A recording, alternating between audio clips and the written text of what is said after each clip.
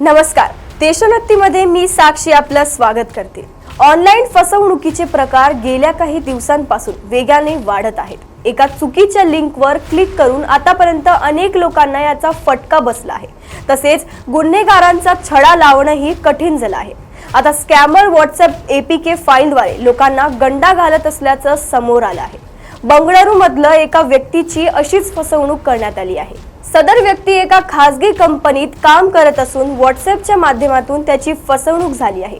स्कॅमर्सनी त्याला बनावट वाहतूक चालान पाठवून 70,000 रुपयांचा गंडा घातला आहे। मिळालेल्या माहितीनुसार पीडित व्यक्तीला 19 जानेवारीला एका अनोळखी व्हॉट्सअप नंबरवरून मेसेज आला। यात त्याला वाहतूक नियमाचं उल्लंघन केल्याची भीती दाखवण्यात आली। तसेच मेसेजमध्ये एक पावती पाठवली होती। गाडीने वाहतुकीचं उल्लंघन केल्याचं सांगत एक तिकीट क्रमांक लिहिला होता। तसेच वाहतुकीचे नियम मोडल्याने चलन लिंकद्वारे भरण्यास सांगितलं। या माध्यमातून त्याने बनावट वाहतूक ॲप डाउनलोड करून दंड भरण्यास सांगितलं। त्याच्या या सूचना वाचून सदर व्यक्ती फसला आणि त्याने सदर ॲप डाउनलोड करण्यासाठी एपीके फाईल लिंकवर क्लिक केलं। त्याला एक ओटीपी मिळाला। मग थोड्याच वेळात ई-कॉमर्स प्लॅटफॉर्मवर त्याच्या क्रेडिट कार्डवरून 70,000 रुपयांचा व्यवहार केल्याचं दिसून आलं। इतकंच काय तर पत्नीच्या खात्यावरूनही पैसे काढण्याचा प्रयत्न झाला, कारण त्या व्यक्तीने काही ॲप्लिकेशन त्याच्या पत्नीच्या मोबाईल नंबरशी निगडित होते। पण स्कॅमर्सला पत्नीच्या खात्यातून पैसे काढता आले नाहीत। फसवणुकीनंतर सदर व्यक्तीने थेट बँकेशी संपर्क साधला आणि व्यवहार ब्लॉक करण्यास सांगितले। तसेच सायबर हेल्पलाईनला या प्रकरणाची माहिती दिली।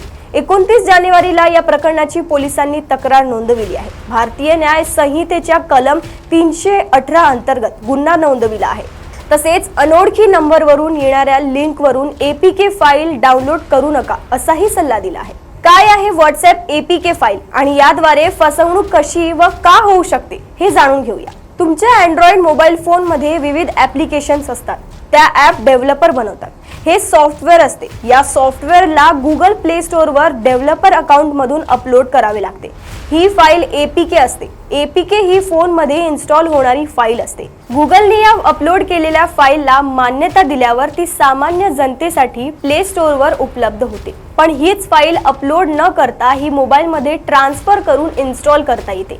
प्ले स्टोअरवर अपलोड केल्याने तुमची ॲप्लिकेशन कुणीही डाउनलोड करून वापरू शकते। थोडक्यात एपीके ही फायनल इन्स्टॉल होणारी ॲप्लिकेशन फाईल असते। आता यावर उपाय म्हणजे काय करायचे, तर कोणतीही एपीके फाईल अज्ञात स्रोतातून घेऊन इन्स्टॉल करू नका। जी एपीके फाईल इन्स्टॉल करायची असेल ती अगोदर प्रमाणित अँटीव्हायरस सॉफ्टवेअरनी पडताळणी करून मगच आपल्या मोबाईलमध्ये इन्स्टॉल करा। शक्यतो हा प्ले स्टोअरवर प्रकाशित न झालेला ॲप एपीके फाईल इन्स्टॉल करू नका किंवा फाईल वापरून झाले की ॲप अनइन्स्टॉल करा आणि एपीके फाईल डिलीट करा। अशाच माहिती जाणून घेण्यासाठी बघत रहा देशोन्नती। नमस्कार।